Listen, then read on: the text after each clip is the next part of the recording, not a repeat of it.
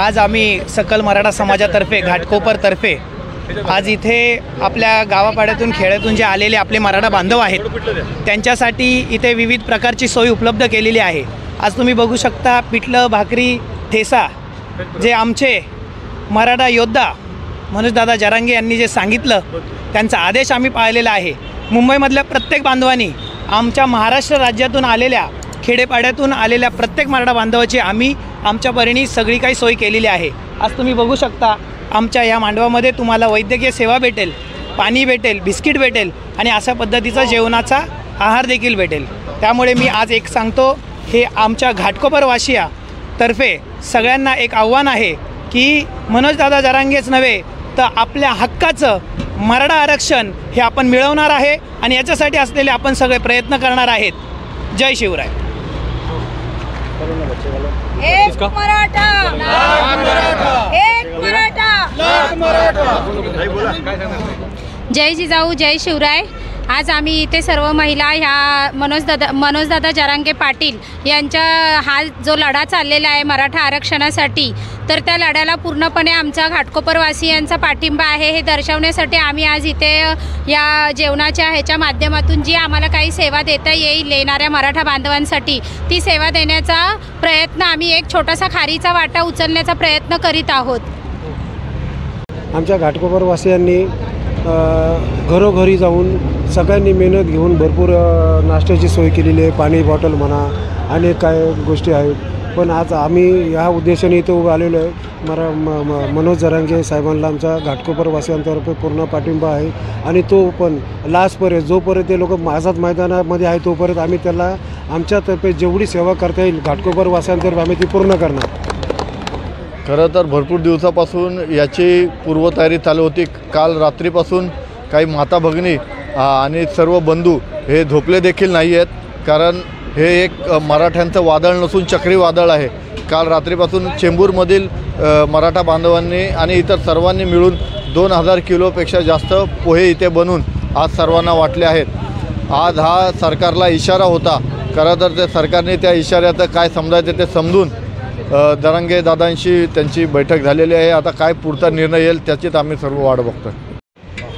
काय सांगणार आहे मनोज जरांगे पाटील ते मुंबईमध्ये येणार आहेत आणि मराठा मोर्चा सगळे सैनिक मुंबईमध्ये पोहोचत आहेत, तुमच्याकडून काय काय इथे सुविधा केल्यात काय सांगणार? मी मिसळ पाव ठेवलेली आहे, नाश्ता वगैरे म्हणजे चहा सकाळी चहा पण ठेवलेला, आता वगैरे मी मिसळ पाव ठेवली आहे। माझ्याकडं जेवढं होईल ते कमीत कमी मी 5000 लोकांचं म्हणजे हे ठेवलं होतं जेवण। मनोज जरांगे पाटील मुंबईमध्ये येत आहेत आणि शिष्टमंडळ जे आहेत मनोज जरांगे पाटीलला भेटलेले आहेत, ते घोषणा करणार एका तासामध्ये, काय सांगणार आहे याबद्दल? किती खुशी आहे? नाही, मला तर खूप खुशी आहे, कारण आपल्या मराठी माणसासाठी ते हे करतात, लढतात।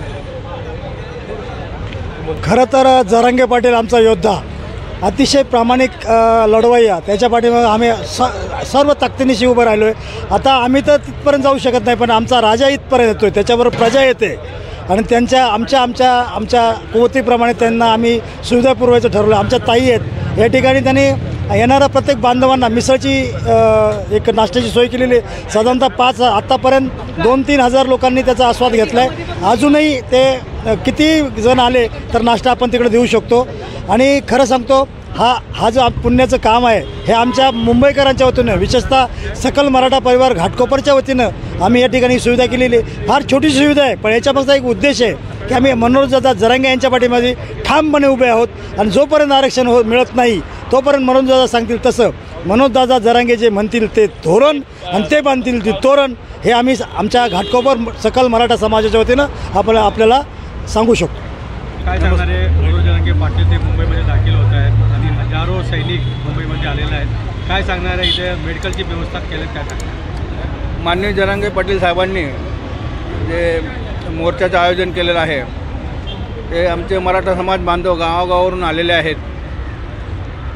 त्यांना आरोग्याविषयी काही तक्रारी असतील तर आम्ही कालपासून ठरवलं की आमच्या विभागातले काही डॉक्टर्स आहे ठरवलं की समाजासाठी आपल्याला काहीतरी देणं लागतं, म्हणून आम्ही सगळ्या मेडिकल सुविधा इकडे उपलब्ध करून ठेवलेला आहे। जास्तीत जास्त मेडिसिन म्हणजे पेन किलर वगैरे, कफ सिरप आहे, काही अँटीबायोटिक्स वगैरे आहे. किती सैनिकांनी उपचार घेतलेले आहेत आणि किती लोकांच्या आत्तापर्यंत जवळजवळ 400पेक्षा जास्त लोकांना आम्ही औषधोपचार केलेला आहे. किती खुशी वाटते की मनोज जरांगे अरे, फार मुंबईमध्ये फार दाखल समाधान होत आहेत वाटतं. आणि मराठा आरक्षण जे आहे ते शिस्तमंडळ त्यांच्या संगती बोललेले आहेत, पण ते आता मनोज जरांगे पाटील स्वतः एका तासामध्ये ते घोषणा करणार आहेत. काय सांगता? खरं म्हणजे आम्हाला फार वाईट वाटतं. आम्ही जेव्हा कॉलेजला होतो तेव्हा आम्हाला ॲडमिशन मिळण्यासाठी फार त्रास व्हायचा. मेरिटमध्ये येण्यासाठी आता हा माझा मुलगा आहे, हार्ट सर्जन आहे सायन हॉस्पिटलला. याचा नंबर मेरिटमध्ये होता ऑल ओव्हर इंडियामध्ये 159. ते इतर त्याच्याबरोबर जे सर्जनसाठी आले ते लोक, त्यांचा नंबर होता जवळजवळ 27-28. म्हणजे 159. मराठा विद्यार्थ्यांसाठी मेरिटमध्ये येण्यासाठी 159 नंबर यावा लागला. ते इतर रिझर्वेशन असल्यामुळे इतर समाजाच्या लोकांना जवळजवळ 27-28 मेरिट असेल तरीसुद्धा एकाच पोस्टला त्यांना ॲडमिशन मिळालं. ही जी आमची शोकांतिका आहे. मराठा मुलांना ॲडमिशनसाठी रिझर्वेशन फार गरजेचं आहे. नाहीतर असं रिझर्वेशन नाही झालं तर मराठा समाज अनेक कितीतरी पिढ्या मागास. जे आयोजन तुम्ही केलं कोणातर्फे केलं काय सांगा? नाही, आम्ही स्वतः आमचं इथं हॉस्पिटल आहे गोवंडीला. हे डॉक्टर अवधूत आहे, हार्ट सर्जन आहे सायन हॉस्पिटलला. डॉक्टर ऋषिकत हार्ट सर्जन सायन हॉस्पिटल. मी स्वतः डॉक्टर पाचपूत आहे. माझं इकडं नर्सिंग होम आहे गोवंडीला. डॉक्टर संतोष पायमोडे इथं PMGमध्ये यांचं हॉस्पिटल आहे. बाकी सावर्डेकर साहेब आहे, मधुकर चव्हाण आहे, हे सगळे आमचे सहकारी. आम्ही काल दिवसभर आणि रात्री 4 वाजेपर्यंत तिकडे सगळं नियोजन करत होतो आणि सगळं औषधोपचार अजूनही आमची काय करण्याची इच्छा होती, पण वेळ कमी पडला त्यामुळे आम्हाला फार तयारी करता नाही आली. पण जे काय जोपर्यंत इकडे समाज बांधव ह्या मार्गाने जाणार आहे तोपर्यंत आम्ही त्यांची सेवा करण्यास तत्पर आहोत.